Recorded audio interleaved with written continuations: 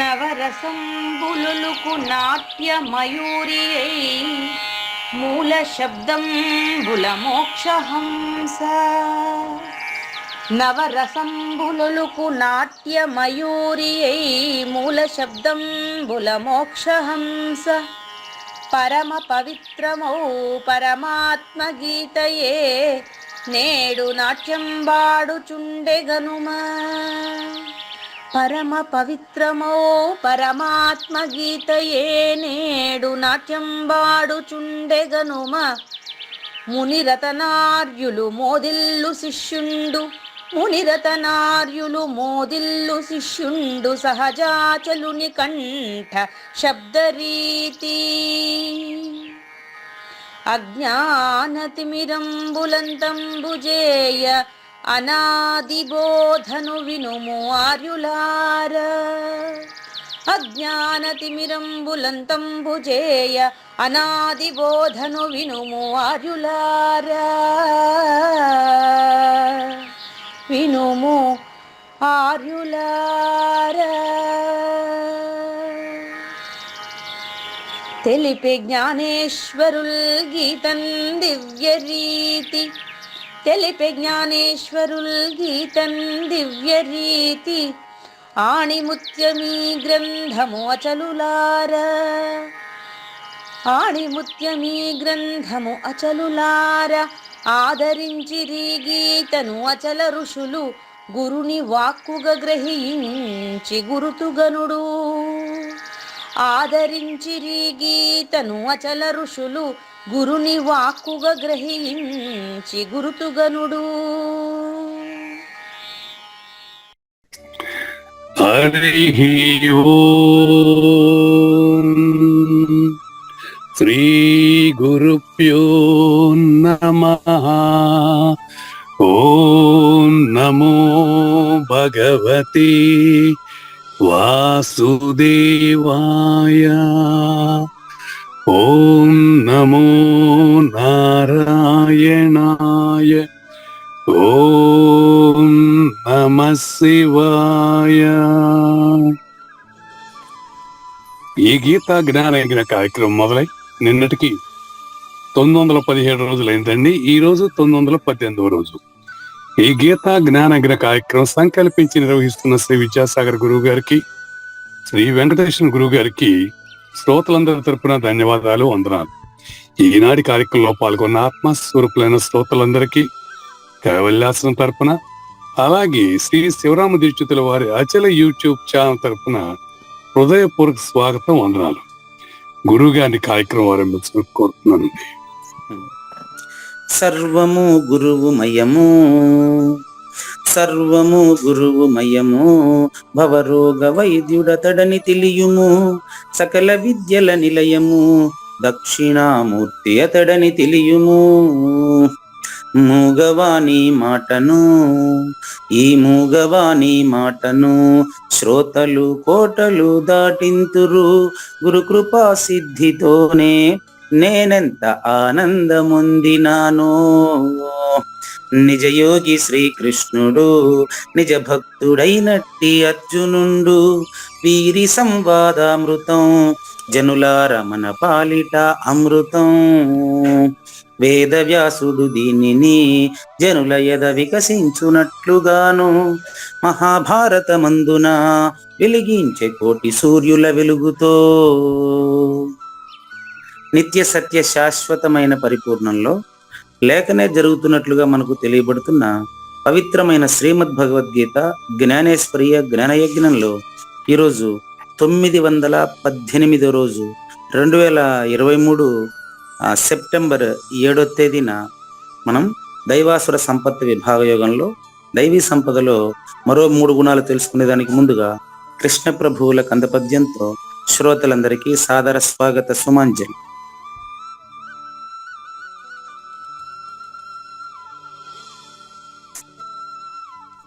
కుడుపూడి నాగేశ్వరరావు గారు. శ్రీ గురుభ్యో నమః. శ్రీమద్భాగవత కృష్ణదేశిక ప్రభులు రచించిన 292 కందార్థ దరువులు సంపూర్ణంగా జ్ఞానయజ్ఞంలో రోజుకొకటి చొప్పున వ్యాఖ్యానించబడిన విషయం శ్రోతలకు విదితమే.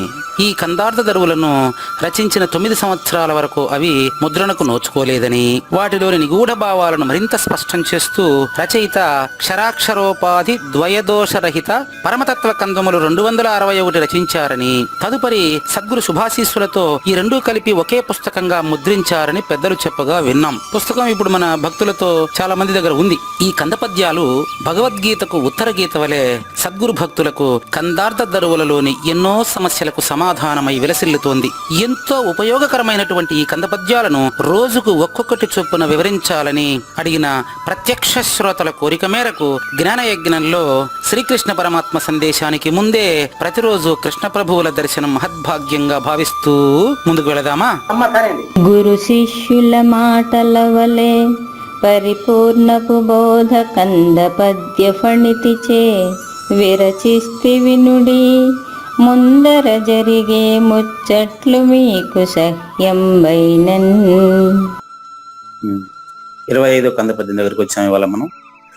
ఇది ఈ పరిపూర్ణ ప్రబోధ నేరుగా ఎవరికి వాళ్ళు తెలుసుకునే వీల్లేదండి. ఎన్ని గ్రంథాలు చదువుకున్నప్పటికీ, ఎన్ని శాస్త్రాలు చదివినప్పటికీ ఎవరికి వాళ్ళు నేరుగా తెలుసుకునే వీల్లేదు కనుక కృష్ణ ప్రభువులు దీన్ని గురు శిష్యుల మాటల వలె అన్నారు. ఇక్కడ చాలా వలె అనేటువంటి చాలా ముఖ్యమైన పాయింట్. ప్రతి ఒక్కరూ నేను గురువు అయిపోయినాను అనేటువంటి ఒక పరిస్థితి ఇక్కడ మనకి ఈరోజు సమాజంలో తొంగి చూస్తుంది. ఇక్కడ గురువు వలె అనేది చాలా ముఖ్యమండి. చెప్పేటోడు గురువు వలె, నేను నీకు సూర్యుడికి దక్షిణామూర్తికి, అక్కడ దక్షిణామూర్తి శ్రీ మహావిష్ణువు సూర్యుడికి ఏం చెప్పారో దాన్ని చెబుతున్నానని చెప్పారు కృష్ణ పరమాత్మ చెప్పేటప్పుడు కూడా. సాందీప శ్రీకృష్ణులకి తెలిసిన దాన్ని, శ్రీధరులు చెప్పిన దాన్ని పుస్తకం రాస్తున్నానని దీక్షితుల వారు చెప్పారు. ఆ విధంగా కృష్ణ ప్రభువులు కూడా, అయ్యా ఇది గురు శిష్యుల మాటలు వలే ఉంటుంది, నేను గురువు కాదు, మీరు శిష్యుడు కాదు. ఇది చాలా ముఖ్యం అండి. ఉన్న పరిపూర్ణంలో లేనిది లేదని తెలియడానికి ఎవరికి వారికి అవకాశం లేదు కనుక నిన్నే వచ్చింది మన మధ్యలో ఈ చర్చ. ఏమంటే నేను ఎరుకను పూర్తిగా ఇచ్చేసినాను అనేది కేవలం భావనే కదా అని మీరు అన్నారు. అట్లా కుదరదు అది. అక్కడ మనకు చాలా ఉదాహరణలు చెప్పాను మీకు నేను. అది ఎలా ఉంటుందంటే, నేను నిద్రపోతున్నాను అని చెప్పినటువంటి వాడు నిజంగా నిద్రపోయేటప్పుడు చెప్పగలడా? చెప్పలేడు. అట్లా ఇప్పుడు కూడా నేను గురువు అని ఫీల్ అయ్యేటోడు గురువు కాదు.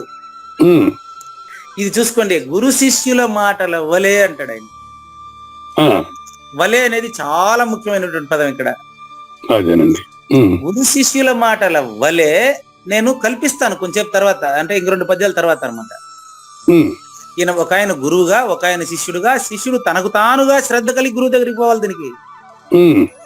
కాబట్టి గురు శిష్యుల మాటల వలే పరిపూర్ణపు బోధ కంద పద్య ఫణితిచే, కంద పద్యాల వరుసలో విరచిస్తి, చక్కగా వివరంగా రాసి పెట్టున్నాను. అయితే నేను రాసినాను మీరు తెలుసుకుంటున్నారు అంటే ఇది పెద్ద పొరపాటు అయిపోతుంది. మీకు ప్రస్తుతం మీరు ఏ కాలంలోనైతే మానవుడిగా జీవించి ఉన్నారో ఆయా కాలంలో ఆయా మానవులలో ఒక మానవుడు, మానవ దేహం ధరించినటువంటి ఒక వ్యక్తి సద్గురుమూర్తిగా నీకు తారసపడాల్సిందే, ఆయన చెప్పాల్సిందే దీన్ని. అంతేనండి. చదువుకొని కడతేరిపోతానంటే కుదరదు. ఇప్పుడు నిజ జీవితంలో కూడా అంతే కదా గురుగారు, తల్లిదండ్రుల నుంచి గురువు నుంచే కదా వస్తుంది జ్ఞానం. ఇప్పుడు చూడండి, మాతృదేవోభవ అంటే సాజన్మ సాకార సద్గురుమూర్తి అయినటువంటి తల్లి నన్ను కనడానికి ఆవిడ కారణం, నిమిత్త కారణమైంది కాబట్టి ఆవిడని బ్రహ్మగా మనం చూస్తాం. గురు బ్రహ్మ తల్లి. గురు విష్ణువు కుటుంబాన్ని పరిపాలిస్తాడు కాబట్టి తండ్రిని విష్ణువుగా భావిస్తాం. అంత మాత్రం చేత ఈవిడ బ్రహ్మదేవుడు కాదు, ఆయన విష్ణువు కాదు, అంతకంటే గొప్ప అని చెప్తున్నా. అవునండి, అవును. గురు బ్రహ్మ అంటే తల్లి, గురు విష్ణు అంటే తండ్రి, గురుదేవో మహేశ్వర అంటే మనకు బోధించేటువంటి గురువు. అవునండి, అవును. వాళ్ళ నుంచి ఈ యొక్క పరిపూర్ణ బోధించే గురువు వరకు మొత్తం గురువు కిందకే వస్తారు. గురువులో మళ్ళీ రకాలు చెప్తారు అనుకోండి, అది వేరే విషయం. ఈ తల్లి తండ్రి గురువు కంటే సాక్షాత్తు పరబ్రహ్మ. ఆ పరబ్రహ్మ అంటే పరిపూర్ణం అండి. ఆ పరిపూర్ణ బోధ చేసే ఆయన పరిపూర్ణమే, ఆయన్ని దాన్ని విడదీయలేమండి. అదండి. అలాంటప్పుడు పరిపూర్ణము పరిపూర్ణుడు ఒకటే అయినప్పుడు, ఉమ్, అది నిజంగా తెలిసినప్పుడు ఉమ్, గురు శిష్యులు ఇద్దరు ఎక్కడి నుంచి వచ్చారు మీకు మళ్ళీ? అవును. ఉమ్, ఇది చాలా ముఖ్యమైన పాయింట్ అండి. ఉమ్, ఉమ్, అంత వివరంగా విరచిస్తిని వినండి. ఉమ్, ఇప్పుడు ఈ భావన మీలో ఉంటేనే ముందర అంటే తర్వాతి పద్యం నుంచి అని అర్థం. ఉమ్, తర్వాత పద్యం నుంచి జరగబోయేటువంటి ముచ్చట్లు, ఉమ్, ఆ ముచ్చట్లు ఇప్పుడే ఒకసారి గుర్తు చేస్తాను మీకు. ఉమ్, తనకు తానుగా శిష్యుడు పోయి గురువుని అడిగినట్టుగా రాస్తాడు ఆయన. ఉమ్, ఆ రాసేటప్పుడు రెండు పాయింట్లు అండి. ఉమ్, పరిపూర్ణము అనే దానికి పరమ పురుషుడు అని పేరు పెట్టుకున్నాడు ఆయన. ఉమ్, పరమ పురుషుడు, అందులో లేనిది ఎరుక. ఉమ్, పరమ పురుషుడును లేనిది ఎరుక అని గురువు గారు చెప్తారు. ఉమ్, ఆ గురువు ఎవరు? మన కృష్ణ ప్రభువులు కల్పించిన గురువు. ఉమ్, పూజారి వెంకటేశం కూడా మీకు ఇప్పుడు కలపల ముందెత్తనం గారు కల్పించిన గురువు. ఉమ్, అంతేనండి. పూజారి వెంకటేశం మాట్లాడుతున్నాడు అంటే అది ఆయనది కాదండి. ఉమ్, సద్గురు ఏదైతే పూజారి వెంకటేశంలో నింపాడో అది మాట్లాడుతుంది అంతే. ఉమ్, ఉమ్, అది కర్త కాదు. కాదు. కానీ వీడు కూడా కర్త కాదు. ఉమ్, ఇక్కడ పూజారి వెంకటేశం కర్త కాదు. అవును అవును గురుగారు. పరిపూర్ణం మాట్లాడదు, ఊరికే ఉండదంటే ఇదే అర్థం. ఉమ్, పరిపూర్ణంలో తన్మాత్రలు ఉన్నాయా? లేవు. లేవు లేవు. కర్త భోక్త లేవు. రూపరసగంధాలు లేని పరిపూర్ణము అంతటా ములుగొచ్చేదానికి సందు లేకుండా నిజ దైవమై అంతటా నిండారా అంత ములుగొచ్చే సందు లేకుండా పట్ట పగులుగా ఉంది, బట్ట బయలుగా ఉంది. ఉమ్, అటువంటి దాన్ని తెలియజేసే ఆయన కూడా బట్ట బయలు స్వరూపుడే. ఉమ్, అటువంటి కృష్ణ ప్రభువులు మనకు గురు శిష్యుల మాటల వలే అంటున్నారు అంటే సాజన్మ సాకార సద్గురుమూర్తి అయినటువంటి శ్రీకృష్ణ దేశికేంద్రులు ముందర జరిగే ముచ్చట్లు ఇట్లా ఉంటాది, మీకు ఇష్టమైతేనే వినండి, లేకపోతే వద్దు. ఉమ్, జరిగే ముచ్చట్లు మీకు సహ్యం బైనన్, మీకు సహించి ఉంటే, మీకు ఇష్టంగా ఉంటే.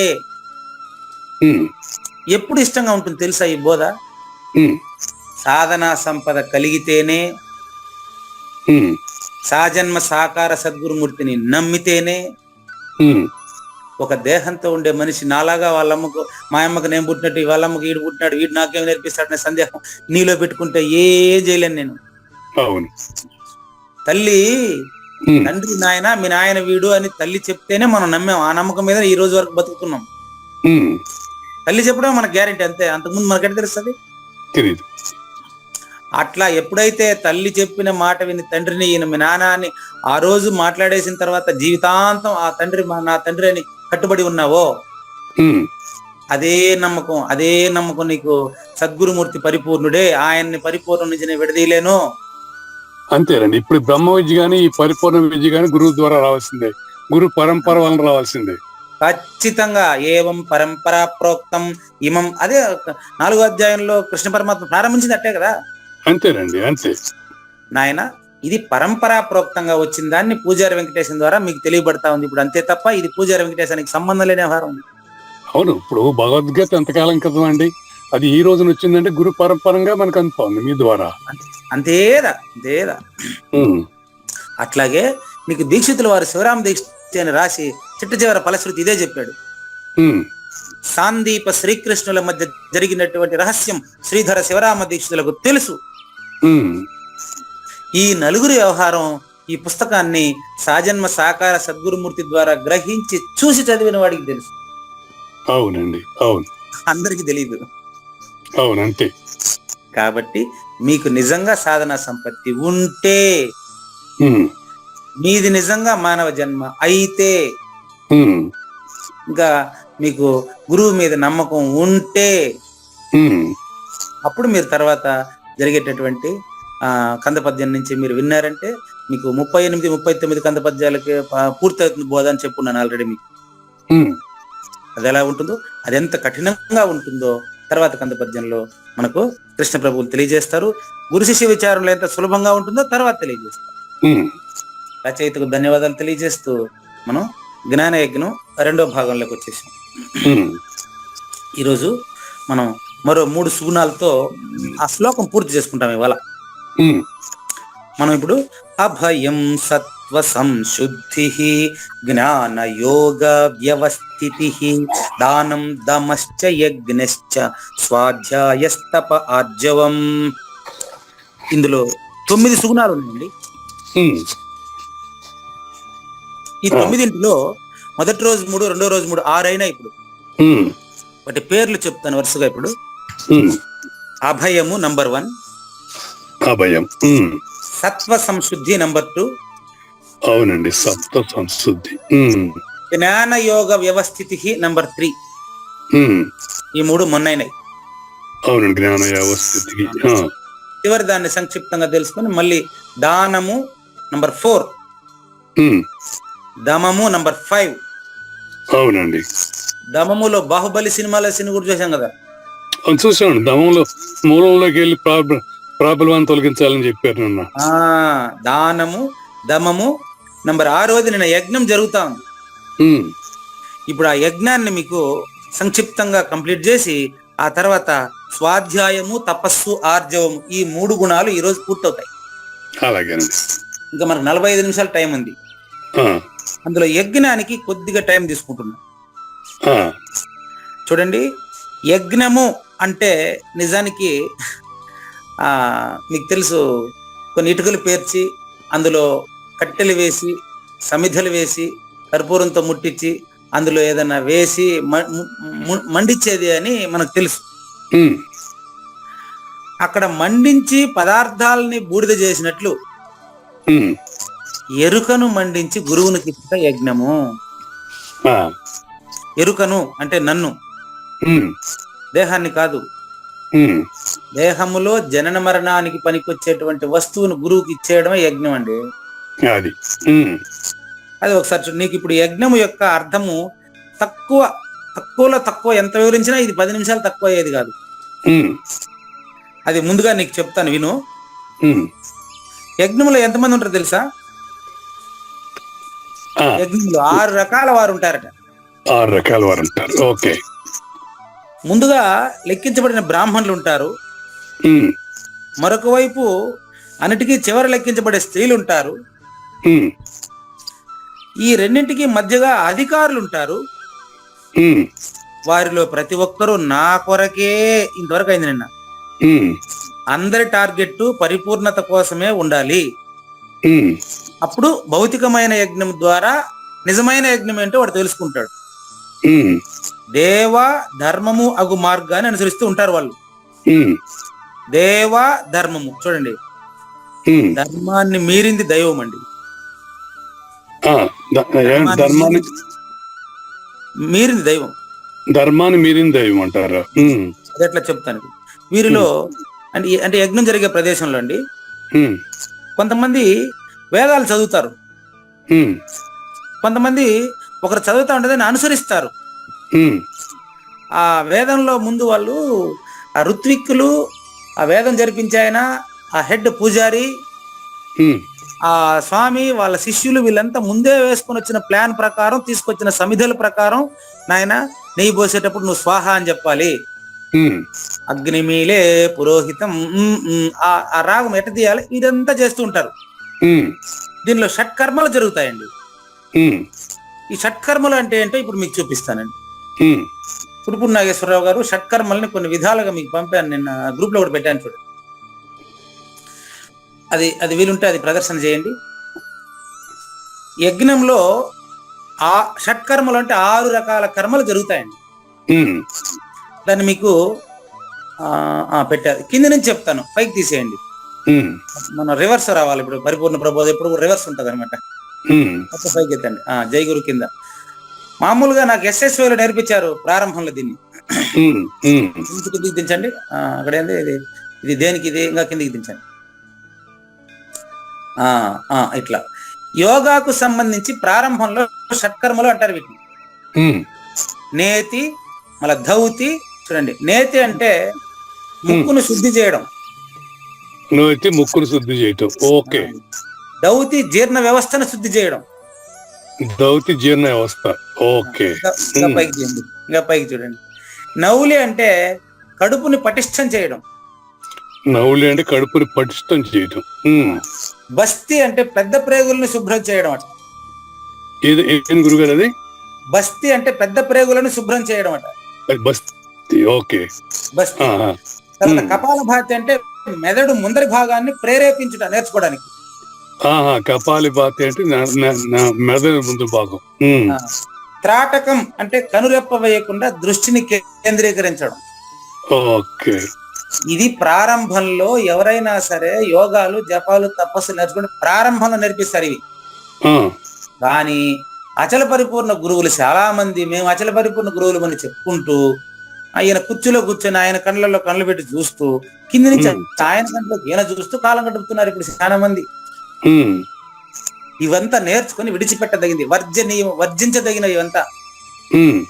మీరు నేర్చుకోవద్దని చెప్పట్లేదండి, ఇందులోనే ఉంటే పరిపూర్ణత నీకు తెలియదండి. ఇది ఎరుకలో బాగా బిగించుకోవడం ఇదంతా. ఓకే. నేర్చుకుని విడిచిపెట్టాలా. ఎప్పుడో 20 సంవత్సరాల క్రితం SSY చేసేటప్పుడు నా దగ్గర చేయించినాడు ఇవంతా. ఈ ముక్కులో పోస్తాడు, మళ్ళీ ఈ ముక్కులో తీపిస్తాడు. అదే అండి. అంటే అది శరీరాన్ని శుభ్రం చేయడం అంతే, అంతేగాని దానివల్ల ఏమీ తెలియదండి. అది కేవలం సాధన అంతే. ఏ సాధన పనికిరాదు అని చెప్పుకుంటే మనకి ఈ సాధనలన్నీ ఎంతవరకు అంతవరకే. అంతేనండి. ఇంకా కిందికి దించండి. ఇప్పుడు మరొక 6, ఇప్పుడు ఇది 6 చెప్పానండి, SSY లో జరిపించేటి 6. ఇంకా కిందికి తీయండి. ఇంకొక 6 చూద్దామండి.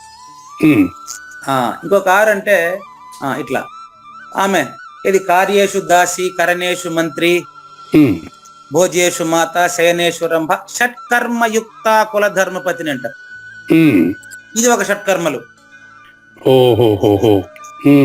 తెలుసు కదా మీకు. ఇది స్త్రీకి సంబంధించిన, స్త్రీ ఎలా ఉండాలి అనే దానికి. రైట్ అండి. కార్యేషు దాసి, పనిచేసేప్పుడు పని మనిషిలా ఉండాలి. కరణేషు మంత్రి, భర్తకు సలహాలు ఇచ్చేటప్పుడు ఆవిడ ఒక రాజుగారికి మంత్రి ఇచ్చినట్టు ఉండాలి. రూపేచ లక్ష్మి, అలంకరించుకొని సమయం ప్రకారం స్త్రీ ఎప్పుడు కూడా అలంకరణతో బొట్టు పెట్టుకొని గాజులు పెట్టుకొని ఆ విధంగా ఉండాలి. ఏ విషయంలోనైనా సరే స్త్రీ వచ్చి కష్ట సమయంలో ఓర్పుతో ఉండాలి. ఓర్పు. ఎంత ఓర్పు? భూదేవి కంటే ఎక్కువ ఓర్పు ఉండాలి. అది అట్లా ఇంకా అలంకరించుకొని లక్ష్మీదేవిలా కనపడాలి. భోజనం పెట్టేటప్పుడు అందరికీ కూడా ఒకే రీతిగా తల్లిలాగానే భోజనం పెట్టాలి. భోజనం పెట్టేటప్పుడు అందరికీ కూడా తల్లిలాగా. ఇప్పుడు 2వ షట్కర్మలు అయింది ముచ్చటగా. ఇంకా నెక్స్ట్ కిందికి దించండి. ఎందుకు ఇవన్నీ చెప్తున్నానంటే, షట్కర్మలు అనేటప్పటికీ మీరు మొన్న దానం అనేటప్పటికీ మీరు ప్రతిఫలాపేక్ష లేకుండా చేసే దానం అన్నారు చూడండి, అట్లా వెళ్ళిపోతారు. అందుకని అవన్నీ కూడా చెప్పేస్తే ఇబ్బంది లేకుండా ఉంటది కదా. ఇక్కడ ఆగండి. ఇంకా పైకి ఇంకా ఉంది. అసలు ఇది ఇంకా పైకి ఇంకా పైకి ఎత్తండి. ఇక్కడ చూడండి, ఇంకొక షట్కర్మలు ఉన్నాయి. ఇంకా పైకి శాంతి, వశీకరణము, స్తంభనము, విద్వేషణము, తర్వాత ఉచ్చాటనం. ఇంకొక లైన్ పైకి ఎత్తండి. మారణం. వీటిని కూడా షట్కర్మలు అంటారండి. ఎవరు చేసేది తెలుసా? ఇవి తామసికులు చేసే పని ఇది. ఆడ కూడా శాంతి పాదం ఉంది, ఆడ కూడా వశీకరణ ఉంది. వాడు మనల్ని వశీకరణ చేసుకుని 21 టెంకాయలు కావాలా, 21 నిమ్మకాయలు కావాలా, 4 మేకపోతులు కావాలా, నల్ల మేకపోతు కావాలా, ఒక సీసా కళ్ళు కావాలా, నీకు కావాల్సిన పని నేను చేసి పెడతానంటాడు. అదే నిన్ను వశీకరణ చేసుకొని నిన్ను స్తంభింపజేసి విద్వేషణము. ఎవరికైనా ఏదైనా చేయాలన్నా, ఎవరిని చెడిపోయాలన్నా నేను మంత్రం వేస్తాను రా అంటాడు. వాళ్ళ బట్ట కొంచెం, వాళ్ళ తల వెంట్రుకలు కొంచెం, వాళ్ళ ఇంట్లో ఉండేటువంటి కాలి కింద మట్టి కొంచెం ఎత్తుకొని రా, నేను వాళ్ళకి అది చేస్తాయి. బాణామతి, సిల్లంగి అంటారే, అయ్యంతా ఇవి. ఇవంతా కూడా తమో గుణంతో చేస్తారు. ఇవన్నీ కూడా షట్కర్మలని పిలువబడుతున్నాయి. కానీ ఈ రోజు మనం చెప్పుకుంటా ఉండేటువంటి అచల పరిపూర్ణ ప్రబోధలోని షట్కర్మలు ఇవి కావు. అంటే ఏది కాదో చెప్తేనే కదా ఇప్పుడు దాని వెనకాల పోకుండా ఉంటారు రేపు. అంతే గురువు గారు. ఇప్పుడు లాస్ట్ ఇంకొక షట్కర్మలు చెప్తాను, కిందికి దించండి. జ్ఞానేశ్వరి చెప్పింది ఇది మనకు. అదేంటి? ఇవి యజ్ఞం అన్నాక అది పవిత్రంగా భావిస్తాం. యజ్ఞ ప్రకరణం మీకు 3వ అధ్యాయంలో చెప్పాను క్లియర్ గా. అన్నాద్భవంతి భూతాని పర్జన్యాదన్న సంభవ, యజ్ఞాద్భవతి పర్జన్య, యజ్ఞ కర్మ సముద్భవ. అది నిజమైనటువంటి యజ్ఞం, అది చెప్పాను మీకు. ఆ, అప్పుడు యజ్ఞకర్త నిన్నుగా చూపించాను. ఎవరయ్యా ఈ సృష్టి అంతా చేస్తాడంటే నేనే అన్నారు మీరు ఆ రోజు. ఉమ్, అంటే అన్నము వర్షం వలన వస్తుంది, ఉమ్, వర్షము యజ్ఞం వల్లనే వస్తుంది. ఉమ్, అక్కడ ఆ యజ్ఞం అంటే అర్థం ఏంటంటే సముద్రంలో ఉండే నీళ్లు సూర్యుడు కాగబెట్టి పైకి తీసుకొని పోవడం, మళ్ళీ మన్నెత్తిన వర్షం కురిపించడం, ఇవంతా యజ్ఞం కిందికి వస్తుంది. ఉమ్, దాన్ని సృష్టి యజ్ఞము అంటారు. ఉమ్, మరి యజ్ఞ అంటే కర్మ అని అర్థం అక్కడ. అదండి. ఉమ్, అచల పరిపూర్ణ ప్రబోధలో యజ్ఞ అంటే కర్మ కాదు, ఉమ్, నిన్ను ఇచ్చేయడం అండి నిజమైన యజ్ఞం. ఓహో. చూసుకోండి, యజనము ఇక్కడ నెంబర్ 1 చూసుకోండి. యజ్ఞంలో మామూలుగా జరిగే యజ్ఞంలో యజనము, యాజనము, దానము, బ్రహ్మణస్య ప్రతిగ్రహ, అధ్యాపనం చ అధ్యయనం, షట్కర్మాణి ద్విజోత్తమ. ద్విజుడు అంటే బ్రాహ్మణుడు. ఉమ్, ఇక్కడ ద్విజుడు అని ఎవరిని చెప్పారు తెలుసా? పుట్టుక చేత బ్రాహ్మణుని చెప్పారు. వాడు పరిపూర్ణుడు కాదు. ఉమ్, పుట్టుక చేత బ్రాహ్మణుడు కూడా శూద్రుడే. ఉమ్, నిజంగా పరిపూర్ణుడు ఎవరంటే అచల గురుమూర్తి చేత సూచన కాబడిన వ్యక్తి మాత్రమే పరిపూర్ణుడు. ఉమ్, మిగతా వాళ్ళంతా కూడా పరిపూర్ణులు, కానీ వాళ్ళు తెలుసుకునేంత వరకు వాళ్ళ జనన మరణ భ్రాంతులు వాళ్ళకి పోదు. పోదు. ఉమ్, ఇప్పుడు ఈయన ఏం చెప్తున్నారంటే, మీకు ఎందుకు ఇంత దూరం తీసుకుని వచ్చినా తెలుసా? ఇప్పుడు నేను ఉమ్, శాస్త్రములో చెప్పిన ప్రణాళికను అనుసరించి షట్కర్మలు రచ్చే బ్రాహ్మణులు ఎలా ఉంటారు? ఉమ్, నెంబర్ 1 యజ్ఞం చేసే వాళ్ళు కొంతమంది ఉంటారండి. ఉమ్, నెంబర్ 2 యాజనము, దాన్ని నిర్వహించే వాళ్ళు కొంతమంది ఉంటారు. ఉమ్, ఇప్పుడే మీకు ఎగ్జాంపుల్ కూడా చెప్పేస్తాను. అవును. పుత్రకామేష్ యాగాన్ని యజ్ఞం అని అంటారండి. ఆ, రామాయణంలో ఉమ్, రామాయణంలో పుస్తకంలో అది వాల్మీకి రాసిందే, మళ్ళీ అదంతా నిజం అనుకున్నారు అన్ని. ఉమ్, దశరథుడికి 3 భార్యలు, వాళ్ళకి 4 పిల్లకాయలు ఉన్నారు అంతే. ఉమ్, దాన్ని కవిత్వాత్మకంగా రాసినంత మాత్రాన పాయసానికి పిల్లలు పుడతారనుకోబాకండి, భార్య భర్తలకే పిల్లలు పుడతారు. అంతే కదా. ఆ, అది గుర్తుపెట్టుకోండి. అవును. ఈ దృష్టితో చూడండి, ఆ, హేతుబద్ధంగా ఆలోచించండి. ఉమ్, దాన్ని ఇక్కడ నేను ఏమంటారు ప్రతిపాదన చేస్తా. ఉమ్, యజ్ఞము చేయడం దశరథ మహారాజు, ఉమ్, యజ్ఞం నిర్వహించడం ఉమ్, వశిష్ఠ విశ్వామిత్రులు అటువంటి వాళ్ళు కదా. అవునండి, వశిష్ఠ విశ్వామిత్రులు. ఆ, యజ్ఞం చేసే ఆయనేమో దశరథ మహారాజు.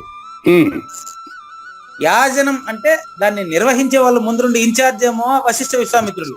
అవునండి. ఇంకా పైకి తీయండి. నెక్స్ట్ అధ్యయనం, ఏం జరుగుతుంది అక్కడ? ఋత్విక్కులు. ఋత్విక్కులు చదువుతారు, వేదం చదువుతారు. ఓం అగ్నిమీలే పురోహితం గణానాన్త్వా గణపతి కుంభవామహే కవిం కవీనాముపమశ్రవస్తవం జ్యేష్ఠరాజం బ్రహ్మణాం. ఇది మొదలు పెడతారు వాళ్ళు. అది 3 నెంబర్ పాయింట్. వాళ్ళు చెప్తా ఉంటే వీళ్ళు చెప్తా ఉంటే జరుగుతూ ఉంటది. ఓ పక్క కర్పూరం ముట్టి చేసిన తర్వాత నెయ్యి పోస్తా ఉంటే అందులో అగ్గి పోస్తా ఉంటే జరుగుతూ ఉంటది. అవును, నెయ్యి పోస్తా ఉంటారు, అగ్గి పెరుగుతూ ఉంటది. ఇంకా పైకి తీయండి, 3 పాయింట్లు అయినాయి. దశరథ మహారాజు యజ్ఞం చేయిస్తాడు. యజ్ఞం నిర్వహించే ఆయన ఋషులు, వాళ్ళకంటే కింద వాళ్ళు చదివే వాళ్ళు. కుడుపూర్ నాగేశ్వరరావు గారు ఇంకా పైకి తీయండి. యజనము, యాజనము, అధ్యయనం అయింది కదా, అధ్యాపనం. ఇంకా పైకి తీయండి. అధ్యాపనం అంటే చదివే ఆయన వేళ మళ్ళీ చదివించే వాళ్ళు వేరే, దాన్ని మళ్ళీ తిప్పి చెప్పే వాళ్ళు వేరే. అది వంత పాడుతూ ఉంటారు కదా, పాడిందని మళ్ళీ చెప్తా ఉంటారు. ఈ కార్యక్రమం అంతా అయిన తర్వాత పూర్ణాహుతి అంటారండి. ఈ ఖుషి సినిమాలో కూడా దీని గురించి బల పెట్టారు. ఇప్పుడు కొత్తగా వచ్చిన ఖుషి సినిమా ఒకటి వచ్చిందండి. అందులో యజ్ఞం చేస్తేనే పిల్లలు పుడతారు అంటాడు ఒక ఆయన. లేదండి, పిల్లలు పుట్టడం సైన్స్, అది యజ్ఞం అవసరం లేదు అని ఒక ఆయన అంటాడు. చివరికి యజ్ఞమే జరగదు అనమాట. అంటే ఈ భౌతికమైన యజ్ఞం అంతా యజ్ఞం కాదు అని భావం అండి. ఇక్కడ దానం, యజ్ఞం పూర్తయిన తర్వాత పూర్ణాహుతి తరువాత దానం ఇవ్వడం ఒకరు, తీసుకోవడం ఒకరు, ఇవన్నీ ఉంటాయి. పూర్ణాహుతి అంటే లాస్ట్ పూర్తయినాక లాస్ట్ లో దాంట్లో వేసేటటువంటి బట్టతో ఏదో కట్టి దాన్ని వేస్తారండి. దాని పూర్ణాహుతి, అక్కడికి యజ్ఞం పూర్తయిందని అర్థం. ఆ సినిమాలో ఖుషి సినిమాలో చివరి ఏం చేస్తారంటే అది దాంట్లో వేసేటప్పుడు వర్షం వచ్చి మొత్తం యజ్ఞం ఆరిపోతుంది, ఆ, వర్షం వచ్చేస్తుంది మొత్తం. ఉమ్, అంటే అర్థం ఏంటంటే దీని వెనకాల ఎవరు ఏలాడబాకండి, ఈ భౌతిక యజ్ఞమే నిజమని ఎవరు అనుకోబాకండి అని అక్కడ అర్థం అనమాట. ఉమ్, అది చేసుకునే వాళ్ళని వద్దని చెప్పట్లేదు నేను, ఉమ్, అదే పరమార్థం అని చెప్పబాకండి. అది ఉమ్, అది దాని తర్వాత దానం ఇవ్వడం. ఉమ్, అదే నేను చెప్పింది మీకు, దానం ఇచ్చేవాడు తన సౌకర్యాలు తన అవసరం కంటే ఎక్కువ ఉండేదాన్ని ఇస్తాడు, ఆయన లేకుండా ఇయ్యడు. ఆ, దానికి మళ్ళీ కర్తృత్వం ఎట్టా? తప్పు కదా, అది కర్తృత్వం అవును. ఉంటుంది కదా. అవునండి.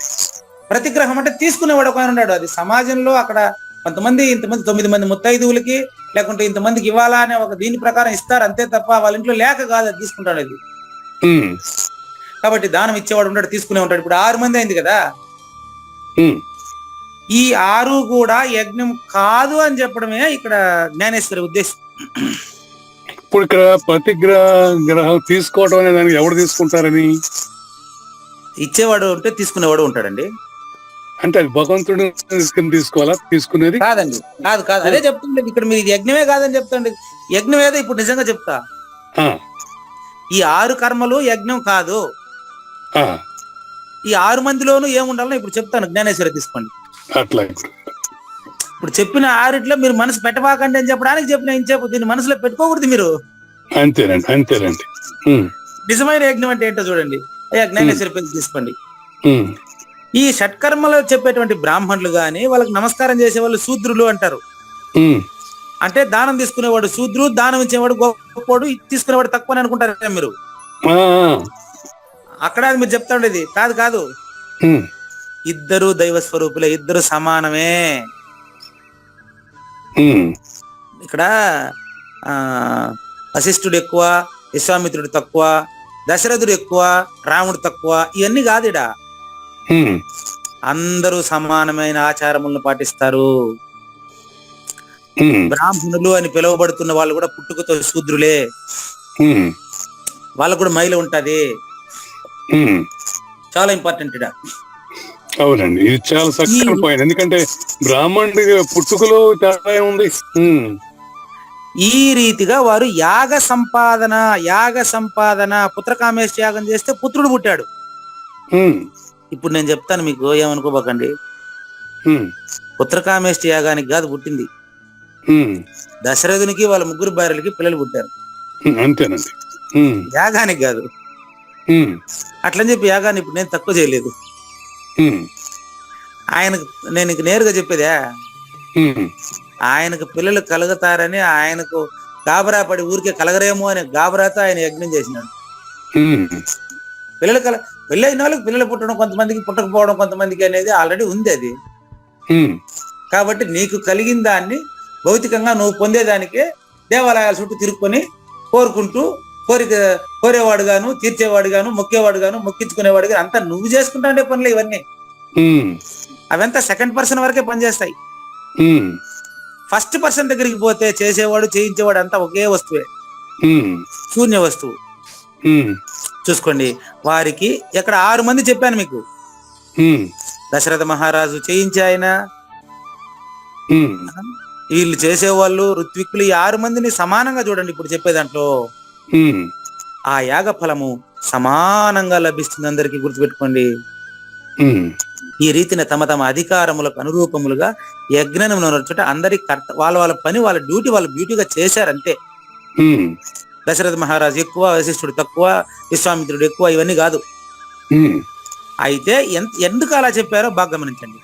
ఉమ్, ఆ యజ్ఞములు చేసేటప్పుడు ఆ యజ్ఞములను ఫలాశ అనే విషయముల చేత విషపూరితం చేసేస్తున్నారు. ఉమ్, అర్థం కావాలి మీకు విషయం. ఉమ్, ఫలాశ ఇదే మీకు యజ్ఞమీ గతి మోక్ష సాధనము అనే పాట మీరు అన్నమయ్య కీర్తన పాడారు. ఉమ్, నేను అనేదాన్ని కోసి యజ్ఞంలో వేయండి అంటే గురుబోధలో నేను అనేదాన్ని వేయండి అని అర్థం. ఉమ్, ఇంద్రియ వాసనలను కత్తులతో కోసి పరిపూర్ణ బోధామృతం అనే యజ్ఞంలో సమర్పించండి అని అర్థం. అది అదే అన్నమయ్య చెప్పింది మీకు. అదండి. ఎట్ట కోస్తామో చూద్దాం, ఒకసారి కోసి ఇచ్చేద్దాం. ఉమ్, దేహాభిమానము చేత తన మనస్సున నేను అనే కర్త ఉంటాడు, ఉమ్, వాడిని కోసి ఆ యజ్ఞంలో పడేయండి.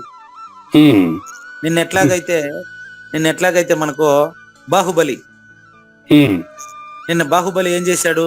శత్రువు శిరస్సును వెంటనే కొంచెం ఆలోచించినాడా? ఉమ్, అరే ఈయనకి ప్రాణం పోతే ఈయన భార్య బిడ్డలు ఏమవుతారు అని. అది కాదు ఆడ లెక్క. ఉమ్, తనలో ఉండేటువంటి ఆశను కోసి వేసినాడు ఆడ. ఉమ్. అది అర్థం ఆడ. అది అది ప్రతీకాత్మక ప్రబోధ అది. ఇప్పుడు ఇది యాక్చువల్గా గురు సూచనలు ఇట్లాగే ఉంటుంది చెప్పాలి. ఇట్లా పురాణాలంతా కూడా ఇట్లా అర్థం చేసుకోవాలండి. అంతేనండి. మీకు అందుకే ఏనుగు అహంకారం, మొసలి మమకారం అని చెప్పాను. ఉమ్, ఏనుగు అహంకారానికి, మొసలి మమకారానికి ప్రతీక. ఉమ్. ఇది గురువు వచ్చి వ్యాఖ్యానం చేయకపోతే మనకెట్ట తెలుస్తుంది? అవునండి, అవును. నేను మీకు చెప్పే మాటలన్నీ కూడా మా గురువు గారు, అసలు గుర్రాల మోహన్ రావు గారు మీకు ఈ పురాణ ప్రతీకలన్నీ ఆ గురుపదంలో ప్రతి నెల రాసి పంపిస్తారు చూడండి. ఆహా. ఓ ప్రతి దాంట్లోనూ ఉంది. భాగవతము పరిపూర్ణ భావము అని రాస్తాడు, ఉహు. రామాయణము పరిపూర్ణ భావము అని రాస్తాడు. అచ్చా. దాని అర్థం ఇదే అనమాట. ఉహు. ఇట్లా అంతరార్థంగా నేర్చుకున్నటువంటి వాళ్ళు కందార్థాలు వెనక పరిగెత్తా ఉంటారా? మీరే చెప్పు. ఉహు.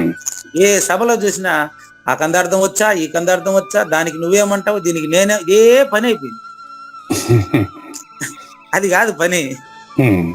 దేహాభిమానముతో నేను గురువు అనేటువంటి భావనని నువ్వు కత్తెత్తుకొని కోసి గురువుకి ఇచ్చేవయ్యా.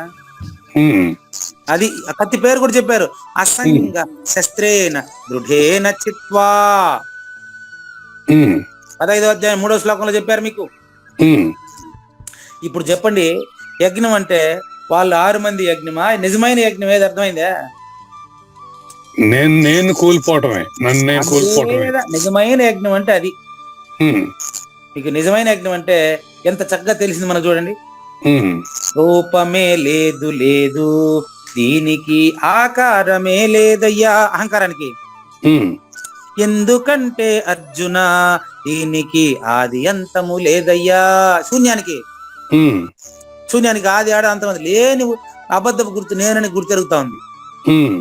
మూలమే లేని దీన్ని అంతము గురువాక్యము చేతనే నరుకుతాడు చూడు.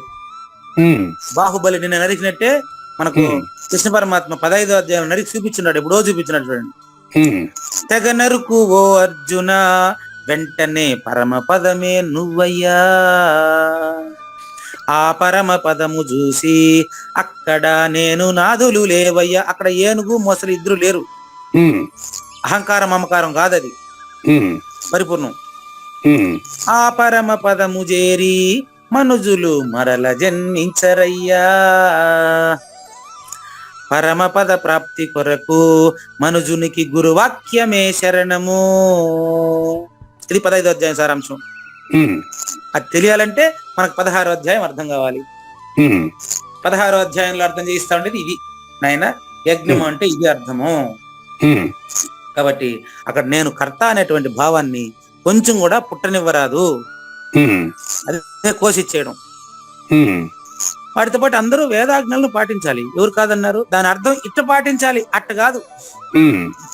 ఈ రీతిగా యజ్ఞ శబ్దానికి ఇది అర్థం నాయన. ఉమ్. యజ్ఞ శబ్దానికి ఈ ఆశయం ఉంటది అంటే నిన్ను పూర్తిగా గురువుకి ఇచ్చేయడమే నిజమైన యజ్ఞం. అది. ఉమ్. నెక్స్ట్ స్వాధ్యాయము. ఉమ్. ఇది ఒకదానికొకటి సంపద అంటే ఈ ఒక గుణానికి మరొక గుణం వలలాగా అల్లుకొని పోతున్నాడండి గురువు. ఉమ్. ఉమ్. ఒకదానికి ఒకటి లింక్ ఉండదు చూడండి. ఉమ్. చెప్పిన 6 పాయింట్లని అధ్యయనం చేయడం 7వ పాయింట్. ఉమ్. స్వాధ్యాయం. ఇప్పుడు చెప్పిన దాన్ని నీలో అధ్యయనం చేయాలి, ఏనుగులోనో మొసల్లోనో కాదు. ఉమ్. ఆ ఏనుగు 10 ఏళ్ళు ఎట్ట పోరాడిందంటే ఇది ఇది ఇప్పుడు ఈ రోజు అవుతుంది నేను చెప్పాను ఇంకా నీకు. ఉమ్. రాస్తాడు పురాణంలో, ఏమని రాస్తాడంటే నీరాట వనాటములకు పోరాటం జరిగింది, కొన్ని వేల సంవత్సరాలు ఏనుగు బయటికి లాగింది, తర్వాత మొసలి సరస్సులోకి లాగిందట. దాని అర్థం ఏంటంటే ఎన్నో వేల సంవత్సరాలుగా జనుడు జనన మరణాల్లో తిరుగుతా ఉండని అర్థం అది. అదండి. అంతేగాని అన్ని వేల సంవత్సరాలు దానికి ఆయుష్ ఎట్టుండిందబ్బా, ఇది కాదు కథ. కాదు. దాన్ని సింబాలిజం అంటారండి. ఇప్పుడు స్వాధ్యాయం ఎలా చేయాలో చెప్తున్నాను. స్వాధ్యాయము ఇప్పుడు బంతిని నేలకేసి కొట్టేదే, నేలకు దెబ్బ తగలాలని, బంతికి దెబ్బ తగలాలని, రెండు కాదు, ఉమ్. బంతితో నేను ఆడుకోవాలని. అదే అదే బాగున్నాడు, చక్కగా ఉంది. బంతిని నేలకేసి కొట్టేది నేలను కొట్టడం కాదు, ఆ, ఆ బంతి కరెక్ట్ గా నా చేతికే వచ్చి నా చేతితో బంతితో ఆడుకునేదానికి పోతున్నా, అంతే నేను. అంతేనండి, ఆడుకోవడానికి ఈ ప్రక్రియ. ఈ విధంగా నువ్వు పరిపూర్ణ బోధ కోసం గురువు కాడికి పోయి, ఉమ్, నేను ఆయన దగ్గరికి పోతే నాకు వ్యాపారం బాగా అవుతుంది అంటే ఎట్టా? ఉమ్, జన్మరహితం కోసం గురువు కాడికి పోయి ఆ, ఆయనకు 100 రూపాయలు చేసి ఆయన నమస్కారం పెడితే, ఆయన నా తల మీద చేయి పెడితే నా ప్లాట్ 10 లక్షలు కొంటే 50 లక్షలు అడుగుతున్నారంటే ఎట్టా? ఉమ్. ఇదంతా భ్రాంతి మార్గాలు కదా. అంతేనండి, అంతే. అట్లా నెక్స్ట్ రెండో ఎగ్జాంపుల్ ఉమ్, ఇప్పుడు చూసుకోండి. దీన్ని బట్టి బంతి ఉదాహరణ ఏంటంటే, గురువు దగ్గరికి పోయి ఆయన పాదాల మీద నా తలకాయ పెట్టింది ఎందుకంటే నా తలకాయ తీసేయమని. అంటే పరా విద్య బోధించే గురువుకి ఇవన్నీ ఎందుకు ఇస్తాడు ఆయన? ఈ సంపదలు ఇచ్చే అవకాశం లేదు కదా. నన్ను తీసేయమని గురువు దగ్గరికి పోవాలి మనం. అవును. అది బంతి బంతి విషయం అదండి. ఉమ్. పొలంలో విత్తనాలు చల్లేది ఎందుకు? పొలంలో విత్తనాలు చల్లేది అవి దాని నుంచి వచ్చే పంట మనం అంతేనా? అంతేనండి. విత్తనాలు చల్లేది మనమే, పంట అనుభవించేది మనమే. ఉమ్, గురువు దగ్గరికి పోయేది మనమే, గురు శిష్య రహితాన్ని తెలుసుకునేది మనమే. అట్రావాలది. ఓకేనండి. ఉమ్, ఇప్పుడు వాటి నుంచి పంట వచ్చేదానికే తప్ప వాటిని పాడేసేదానికే లేదండి. ఏందబ్బా అంత మట్టిలో చేస్తున్నాడు అంటే అవి వృధా వేదానికి కాదు వేసింది. ఉమ్, అట్లా నాకు జనన మరణ రహితమైనటువంటి పరమ పదం నాకు ప్రత్యక్షంగా నేనుగా తెలియడం కోసం గురువు కాడికి పోండి. అంతే. ఇది గుప్తము, ఉమ్, గుప్తం, ఇది రహస్యాతి రహస్యం. ఉమ్, నాకేం బట్ట బయలుగానే కనిపిస్తుందబ్బా. ఆ, ఇప్పుడు అంధకారపూర్ణమైన ప్రదేశమున, ఉమ్, అంటే బాగా చీకటిగా ఉండే చోట ఉమ్, పాతి పెట్టబడి ఉండే ధనం చూసేదానికి దీపం తీసుకున్నాం. ఉమ్, దీపం మీద ప్రేమ చేత కాదు. అవును. మీరు ఏమనుకోనంటే చెప్తాను, మీరు మీరు ఆశ్రయించిన సాజన్మ సాకార సద్గురు కూడా అంతే, అట్టే ఉండాలి. ఇదే బోధించాలి ఆయన గురించి. ఉమ్, ఆయన నేను నీకు నిమిత్త కారణమే తండ్రి. ఉమ్, టార్చ్ లైట్ చేసేది మీకు కావాల్సింది తీసుకుని టార్చ్ ఆడ పడేసినట్టుగా నేను కూడా నీకు ఒక టార్చ్ లైట్ లాంటి వాడిని బాబు. ఉమ్, నేను నీకు రేడియో పెట్టి లాంటి వాడిని. ఉమ్, నీకు పనికిరాను. ఉమ్, జనన మరణాలు లేనిది నీకేను ఉమ్, అని చెప్పాలి గురువు. ఉమ్, ఇక్కడ అదే చెప్పారు చూడండి. ఉమ్, ఇప్పుడు మీరు పాతి పెట్టబడి ఉన్న గుప్తధనం అంటే దాని మీదకి మనసు మళ్ళించి బాకండి. ఉమ్, గుప్తధనాన్ని తీసుకునేదానికి టార్చ్ లైట్, దీపమో ఏదో ఉపయోగిస్తామంటే దీపం మీద ప్రేమతో కాదు, ఉమ్, గుప్తధనం మీద ఉండే ప్రేమతో. అంతేనండి. ఆ విధంగా గుప్తధనం అంటే ఇక్కడ నువ్వు పరిపూర్ణుడని తెలుసుకునేది ఇక్కడ గుప్తధనం. ఉమ్, పంచభూతాత్మకమైన భౌతిక ధనం మీద దృష్టి పెట్టుకోబాకండి. ఉమ్, అందుకని యద్భావం తద్భవతి. 2 ఉదాహరణలు అయినాయి. స్వాధ్యాయంలో 3ది. ఇక్కడ మీరు చక్కగా చెప్పారు గురువు గారు. ఇప్పుడు ఏంటంటే పరావిద్య నేర్చుకోవడంలో గురువు సహాయపడతాడు, అంతేగాని ఆయన గురువు మీరు that is not main thing అంటారా మీరు? అవునండి, అది ఆయనే చెప్పాలా, ఆయనే చెప్పాలి. అది ఆహా, గురువు గారే ఓకే. చెప్పాలి దాన్ని. ఉమ్, అనుమానం ఏం లేదు. ఉమ్, లేదా ఇంకో చిన్న ఎగ్జాంపుల్ చూడండి. ఉమ్, ఇప్పుడు అద్దం దగ్గరికి వెళ్తావు, ఉమ్, అద్దాన్ని శుభ్రంగా మీరు గురువు నెట్ ఉపయోగించుకోవాలనో చెప్తున్నానండి. ఉమ్, అద్దం దగ్గరికి అద్దాన్ని శుభ్రంగా తుడిసేది ఎందుకు? అద్దాన్ని శుభ్రం చేయడానికే. శుభ్రం చేయటానికి, తుడిసేది క్లీన్ గా శుభ్రపరచడానికి. అవును, అది అద్దం కోసం నీ ముఖం బాగా కనిపించేదానికే.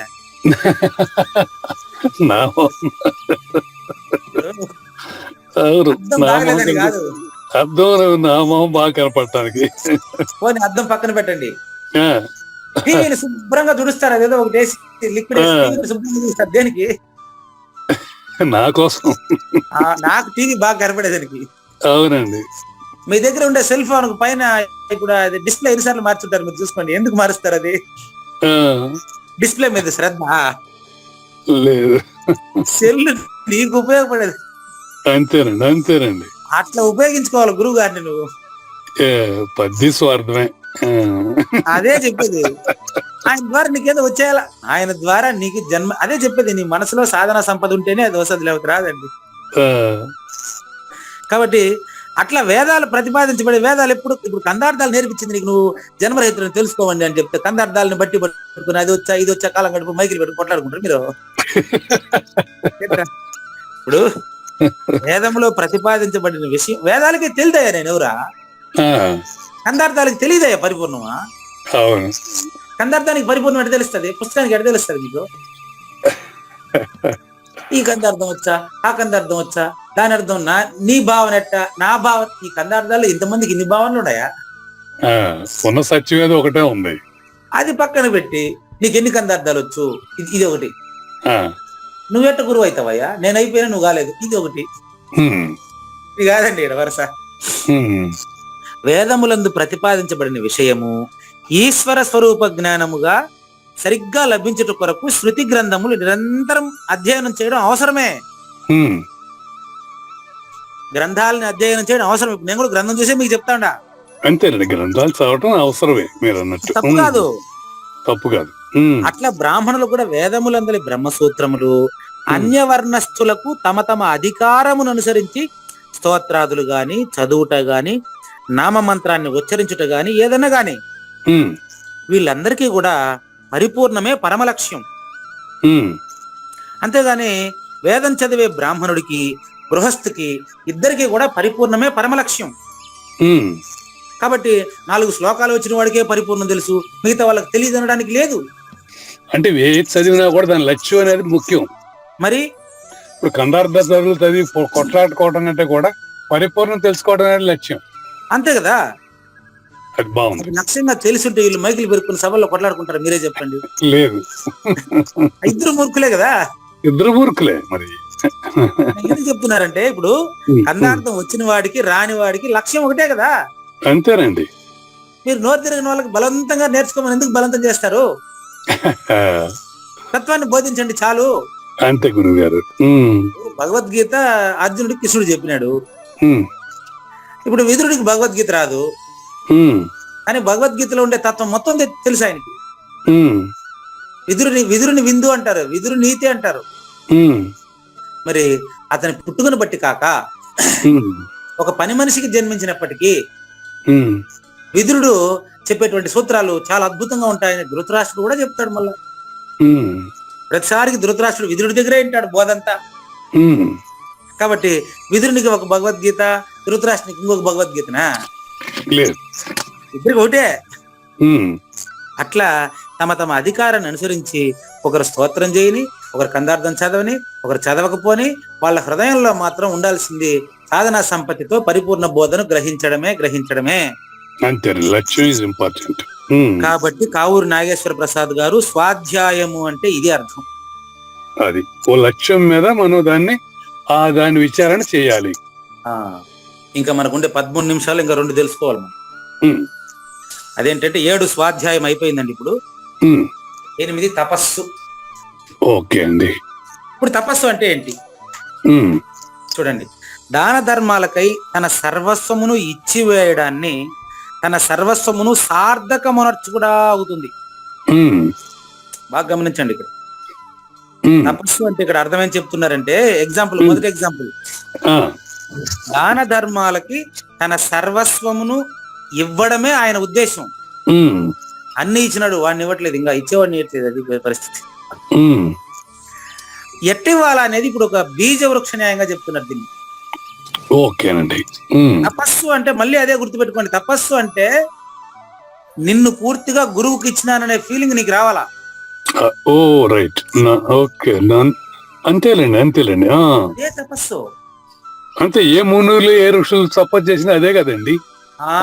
యాడ ఇచ్చినారు లేదు, అది మళ్ళీ తర్వాత వ్యవహారం. అందుకనే గురుముఖంగా నేర్చుకోవాలనేది.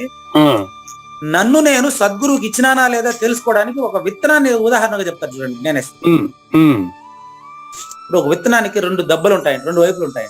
ఉమ్, మొలకొచ్చిన తర్వాత ఉమ్, మొలకొచ్చి ఆ మొలక చెట్టుగా తయారయ్యే క్రమంలో భూమి ఆ మొలక కలుసుకుని వచ్చేస్తాయి. ఉమ్, విత్తనము నిర్వీర్యం అయిపోతుంది. ఆ విత్తనం 2 దెబ్బలు పగులుతాయే, ఉమ్, అవి వృధా అయిపోతాయి. ఈ పక్క అది భూమికి డైరెక్ట్ కనెక్ట్ అయిపోతుంది, పెద్ద వృక్షం అయిపోతుంది. ఉమ్. విత్తనం తను తాను పోగొట్టుకునే కదా వృక్షం అయింది. అంతేనండి. విత్తనం తను పోగొట్టుకునే వృక్షం అయింది.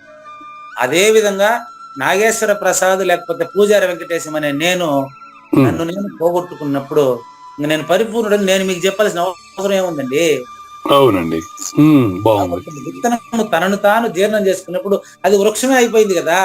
ఉమ్, ఇప్పుడు అది నేను ముందు విత్తనంగా ఉన్నాను అని చెప్పేదానికి ఇప్పుడు చెట్లో విత్తనం ఏడ కనిపిస్తుంది, మళ్ళీ ఆటోమేటిక్ గా అదే విత్తనాలు వస్తాయి పైన.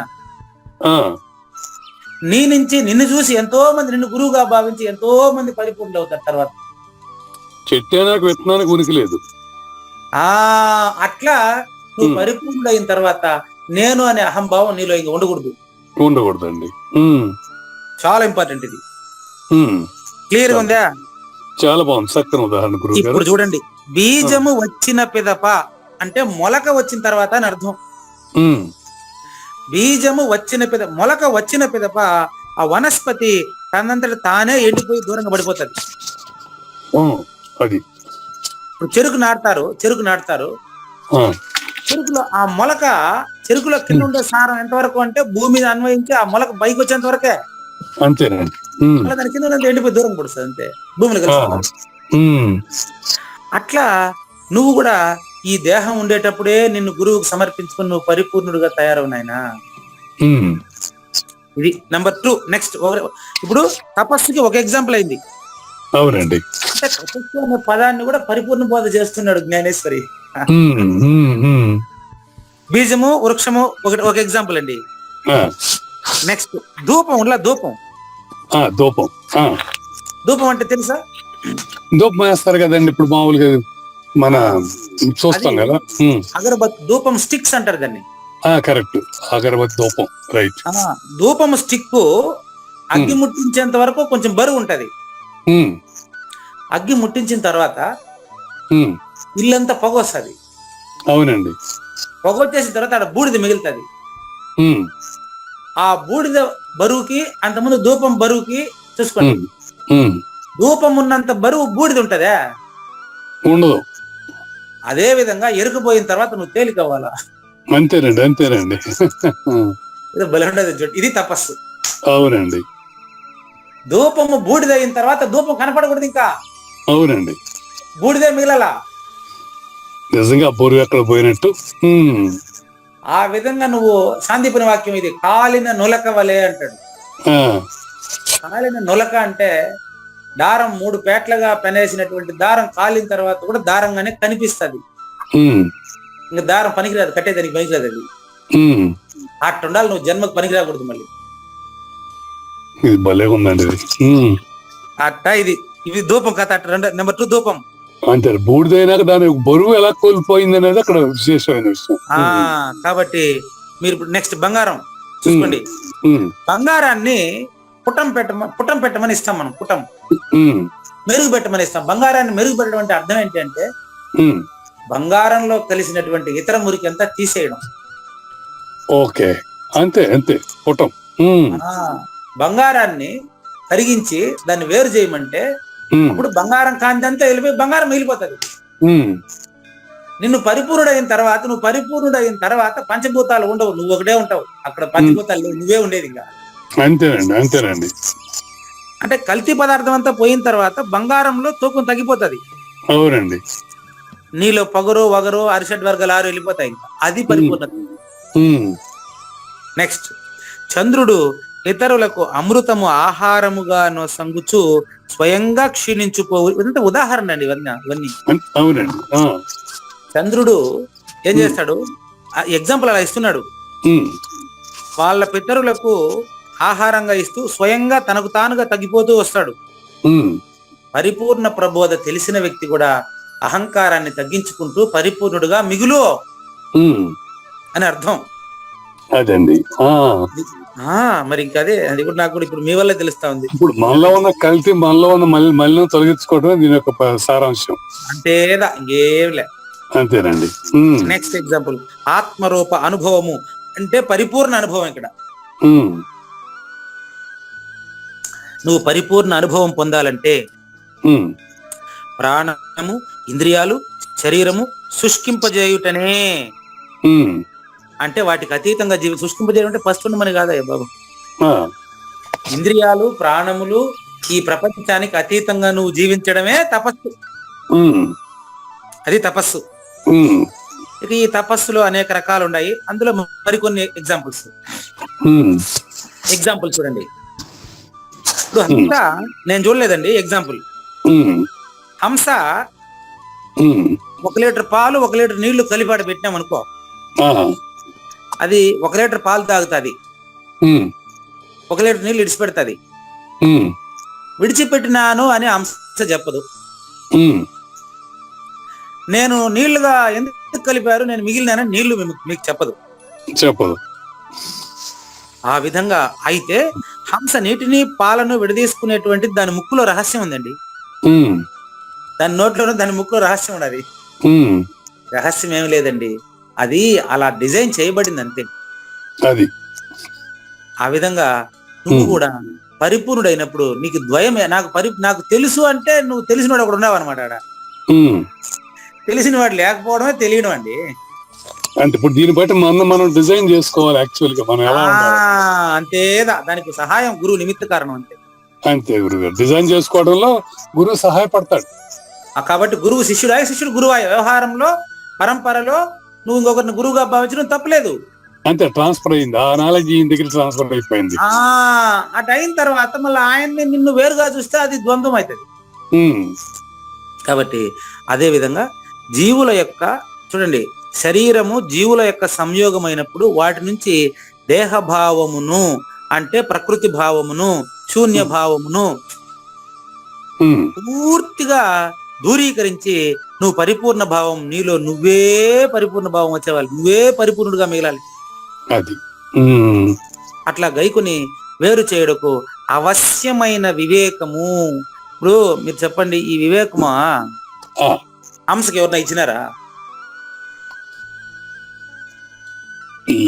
సహజం, సహజం. అది ఎలా వచ్చిందో తెలియదు. ఓకే, హంసకు అది సహజం. నువ్వు పరిపూర్ణుడు అనేది కూడా సహజం తండ్రి. పాత వాసనలు వదిలితే నువ్వు పరిపూర్ణుడేనా బాబు. నీ అంతఃకరణమందు జాగ్రత్త నడుచుకొని ఈ విషయాన్ని నువ్వు ప్రాక్టీస్ చేసేది అస్పర్శ యోగం. సింపుల్ అండి. ఇంకా కొన్ని ఎగ్జాంపుల్స్ చెప్తాను చూడండి. బుద్ధి భ్రమను పొంది ఉండదండి. ఇప్పుడు మనకు ఆ భ్రమ నుంచి మేల్కొనే సమయం ఎట్టుంటుందో చెప్తాను. ఆ భ్రమ నుంచి మేల్కోవడం ఎట్టంటే చూడండి, కలగంటున్నావండి.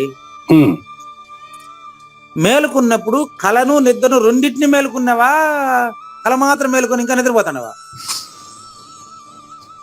బాగా చూసుకోండి. మేలుకున్నప్పుడు నిద్ర నుంచి మేలుకున్నావనుకో, అవునండి, కళ నుంచి కూడా మేలుకున్నావని లెక్క. అంతే కదా. Right right. నిద్ర నుంచి మేలుకుంటే కళ నుంచి కూడా మేలుకున్నావని లెక్క. అంతే, అంతేనండి. నువ్వేం ప్రయత్నం చేయబడలేదు. ఇప్పుడు నేను చెప్తాను, అర్థం చేసుకోవడం అన్నిటికంటే సులభం ఇది. అవును, మేలుకున్నప్పుడు కళను నిద్రను రెండింటిని ఒకేసారి మేలుకున్నట్టు. అంతేనండి. ఆ విధంగా నీకు అచల పరిపూర్ణుడుగా నువ్వు దర్శనమైనావనుకో, ఆ వివేకంలో నువ్వు ఆచరించాలి, ఆచరణయుక్తులైపోవాలి అంతే. ఇంకా అంటే మీరు చెప్పిందంటే ఎరుక ఎడవటం, పరిపూర్ణాన్ని మనం పొందడం కాదు, దాన్ని పరిపూర్ణం తెలుసుకోవడం రెండు ఒకేసారి అవుతాయి. ఒకే క్షణంలో సహజంగా తెలిసిపోతుంది. అదే నిద్ర నుంచి మేలుకుంటే కాళ్ళ నుంచి మేలుకున్నట్టు రెండు ఒకటి అన్నదే మీరు సారాంశం. అది ఇది సులభము అని చెప్పడమే నంబర్ 9. ఆర్జవము 9వ సుగుణం.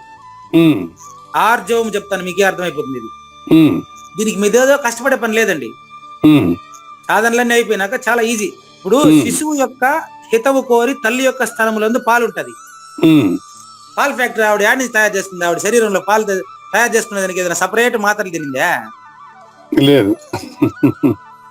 బిడ్డ కోరిక పాలు తాగాలి. కడుపులో బిడ్డ పడితేనే ఆవిడకి ఆటోమేటిక్ గా పాలు వచ్చేస్తుంది అంతే. అవునండి, రెండు ఒకేసారి. అంతే, దానికోసం స్పెషల్ గా ఆవిడ చేయాల్సిన పని ఏమి లే.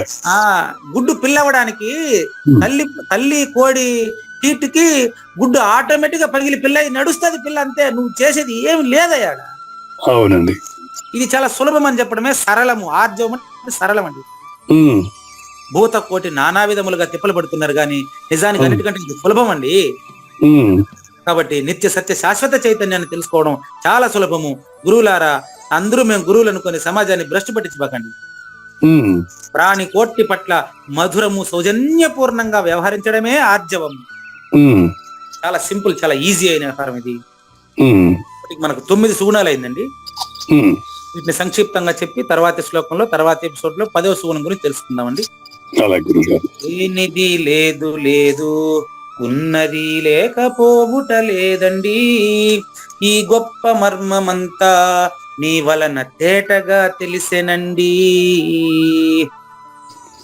అభయము మనోశుద్ధి జ్ఞానము దృఢమైన నిర్ణయంబు, దాన ధర్మము దమమును భక్తితో స్వాధ్యాయ సరళత్వమే, శ్రీకృష్ణుని పలుకును సూటిగా తలపల మునిరత్నమే, శ్రీమించిన భావమై సద్గురువు చెప్పకనే చెప్పెనండి. సద్గురు అర్పణం అండి. మంగళం అమ్మ సరే అండి. జయ మంగళం నిత్య శుభమంగళం, జయతు జయ మంగళం మహోత్సవ మంగళం. జయ మంగళం నిత్య శుభమంగళం, జయతు జయ మంగళం మహోత్సవ మంగళం.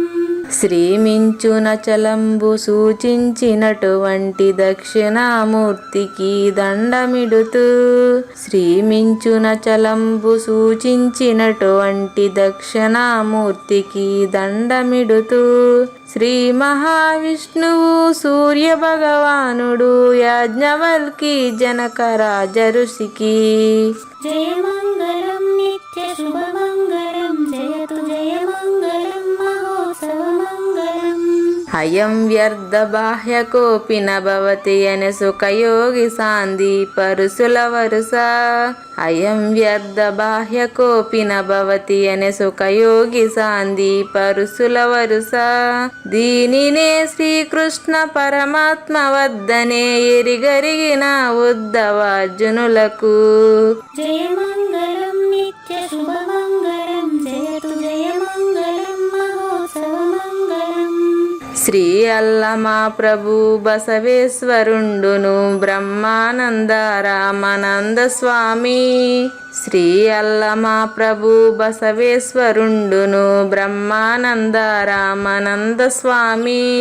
నవరసాలు లిఖించు నాట్యమయూరిగా గీతను మలచిన జ్ఞానేశ్వరులకు. జయ మంగళం నిత్య శుభమంగళం, జయతు జయ మంగళం మహోత్సవ మంగళం.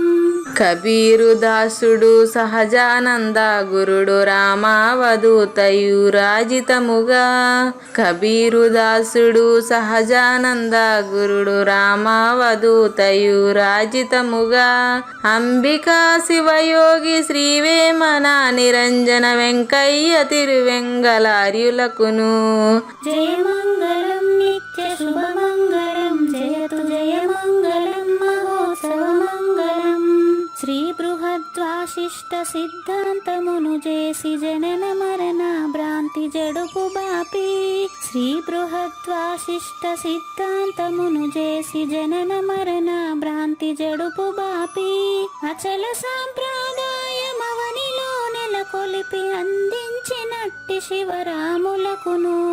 జయ మంగళం నిత్య శుభమంగళం, జయతు జయ మంగళం మహోత్సవ మంగళం. మెప్పైన బోధల తిప్పలు బాపిన అప్పయ్య మంత్రియు అచల గురులు. మెప్పైన బోధల తిప్పలు బాపిన అప్పయ్య మంత్రియు అచల గురులు.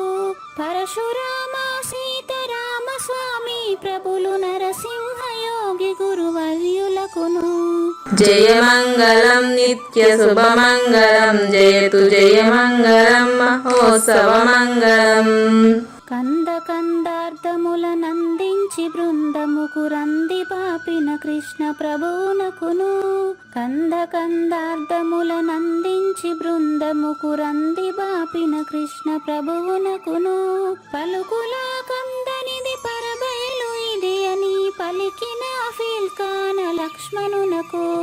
జయ మంగళం నిత్య శుభమంగళం, జయతు జయ మంగళం మహోత్సవ మంగళం. ఫీల్కాన లక్ష్మణుల ప్రియ శిష్యవర్యుండు అవధూతయని పేరావనియందు. ఫీల్కాన లక్ష్మణుల ప్రియ శిష్యవర్యుండు అవధూతయని పేరావనియందు. పాఠాలు నేర్పించి పీఠాలు ఏర్పరచి మెచ్చి శంఖబాపిన వెంకటేశ్వర వదూతకు. జయమంగళం నిత్య శుభమంగళం జయతు జయమంగళం మహోత్సవమంగళం. బట్ట బయలున ఎరుక పుట్టనే లేదని బాలాజీ సింగు ఈ కీలు తెలిపే. బట్ట బయలున ఎరుక పుట్టనే లేదని బాలాజీ సింగు ఈ కీలు తెలిపే. మూలమూలేనట్టు ఎరుకేమి లేదని తెలియజెప్పిన మునిరత్నమార్యులకును. జయమంగళం నిత్య శుభమంగళం జయతు జయమంగళం మహోత్సవమంగళం. నరస్వప్నము వంటి సురస్వప్నమిది అని పరిపూర్ణ దర్శినిని ప్రకటపరచి. నరస్వప్నము వంటి సురస్వప్నమిది అని పరిపూర్ణ దర్శినిని ప్రకటపరచి. సహజాచల రాజయోగి సద్గురు కృపచ సాంప్రదాయక గురుల సరసన జేరే. జయమంగళం నిత్య శుభమంగళం జయతు జయమంగళం మహోత్సవమంగళం. నిష్కల్మషానంద నిజ గురుని శిష్యుండు లింగమూర్తి లిపిని పొందుపరచి. నిష్కల్మషానంద నిజ గురుని శిష్యుండు లింగమూర్తి లిపిని పొందుపరచి. కార్వేటి నగరము పురవాసుడైనట్టి పూజారి వెంకటేశునకంకితం బిది. జయమంగళం నిత్య శుభమంగళం జయతు జయమంగళం మహోత్సవమంగళం. జయమంగళం నిత్య శుభమంగళం జయతు జయమంగళం మహోత్సవమంగళం. జై సద్గురు ప్రభు మహారాజ్ కి జై. జై గురుదేవ్ అండి. శ్రోతలందరి తరపున వెంకటేశ్వర గురువు గారు ధన్యవాదాలు చెప్తూ శాంతి మంత్రం. పూర్ణమదః పూర్ణమిదం పూర్ణాత్ పూర్ణముదచ్యతే పూర్ణస్య పూర్ణమాదాయ పూర్ణమేవా అవశిష్యతే. ఓం తత్సత్. ఓం శాంతి శాంతి శాంతి. హరి ఓం. అశరీరం సర్వదా అస్తి శరీరం రహితం సదా. అయమేవ సద్యో ముక్తి అన్యథా భ్రమకారణం